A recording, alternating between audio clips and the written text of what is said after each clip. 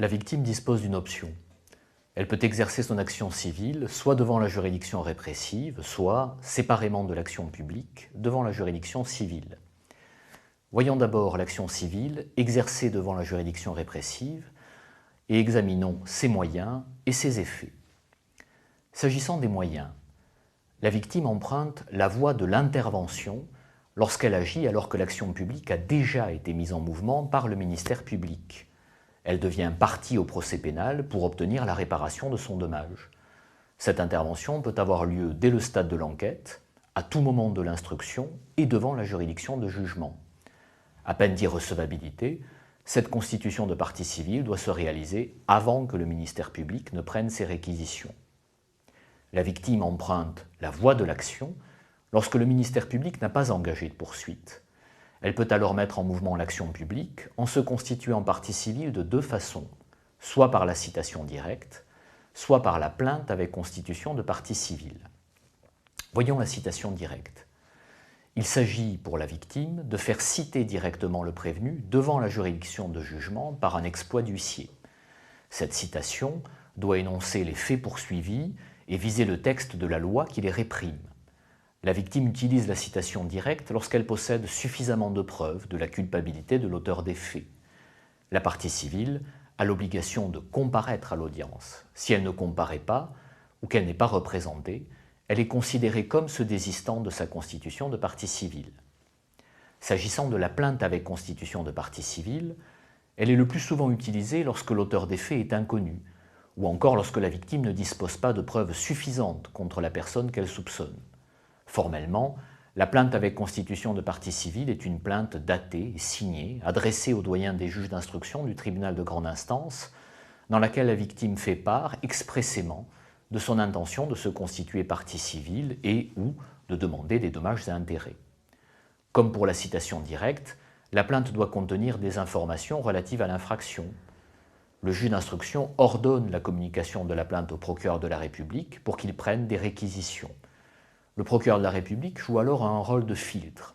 Il peut décider de suivre la plainte et prendre un réquisitoire introductif contre personne dénommée ou non dénommée, demander au juge d'instruction, lorsqu'il estime que la plainte n'est pas suffisamment motivée ou justifiée, d'entendre la partie civile et, le cas échéant, d'inviter cette dernière à produire toute pièce utile à l'appui de sa plainte, saisir le juge d'instruction de réquisition de non informés lorsqu'il estime qu'une cause affecte l'action publique elle-même ou que les faits ne peuvent légalement comporter une poursuite ou n'admettent aucune qualification pénale.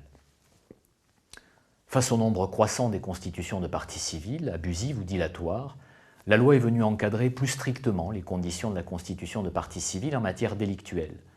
Désormais, la plainte avec constitution de partie civile n'est recevable qu'à la condition que la victime ait préalablement porté plainte, qu'elle démontre que le ministère public n'entend pas poursuivre et qu'un délai de 3 mois s'est écoulé depuis le dépôt de sa plainte demeuré sans réponse.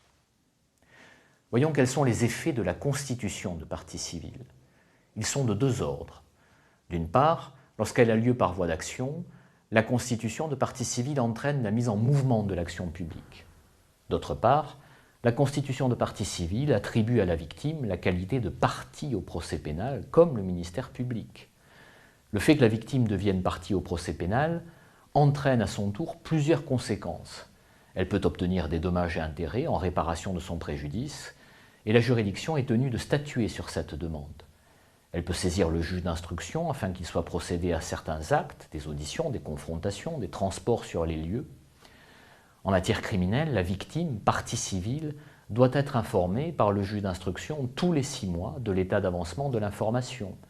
Elle ne peut être entendue, interrogée ou confrontée, à moins qu'elle n'y renonce, qu'en présence de son avocat, qui a lui-même accès au dossier. Les actes importants de la procédure doivent lui être notifiés. Elle peut exercer des voies de recours, c'est-à-dire d'abord interjeter appel des ordonnances du juge d'instruction lui faisant grief et des jugements rendus par les tribunaux correctionnels et de police, mais uniquement sur les intérêts civils. Voyons ce qu'il en est de l'action civile exercée devant la juridiction civile. L'action civile exercée devant la juridiction civile obéit aux règles de la procédure civile, puisqu'il s'agit d'une action à responsabilité civile. Cela permet notamment à la victime, qui ne souhaite pas que l'auteur de l'infraction soit condamné pénalement, par exemple parce que celui qui a dégradé sa voiture est le fils d'un voisin avec lequel elle entretient de bonnes relations, d'obtenir malgré tout la réparation de son dommage. Voyons enfin ce qu'il en est de l'extinction de l'action civile. Celle-ci est induite par un certain nombre de causes que nous allons examiner successivement. S'agissant de la prescription de l'action civile, la règle est a priori simple. Lorsque l'action civile est exercée devant une juridiction répressive, elle se prescrit selon les règles de l'action publique. Lorsqu'elle est exercée devant une juridiction civile, elle se prescrit selon les règles du Code civil, le délai de droit commun de la prescription civile, autrefois fixé à 30 ans, étant désormais de 5 ans. S'agissant des autres causes d'extinction de l'action civile, celle-ci peut s'éteindre de manière indépendante de l'action publique dans plusieurs hypothèses. Elle peut s'éteindre par la transaction, qui est un contrat par lequel les parties terminent une contestation née ou préviennent une contestation à naître. Cette transaction ne fait pas obstacle à l'exercice de l'action publique, mais elle éteint l'action civile. Elle peut s'éteindre par le désistement de la partie civile, qui concerne uniquement la participation de la victime au procès pénal. En effet, lorsque elle choisit la voie pénale, la victime peut se désister lors du procès et l'abandonner en cours de procédure au profit de la voie civile. Elle peut s'éteindre par la renonciation de la victime, par laquelle celle-ci déclare expressément qu'elle ne réclamera pas de réparation du préjudice subi. Cette renonciation à l'action civile ne peut arrêter ni suspendre l'exercice de l'action publique. Elle peut s'éteindre enfin par l'effet de la chose jugée.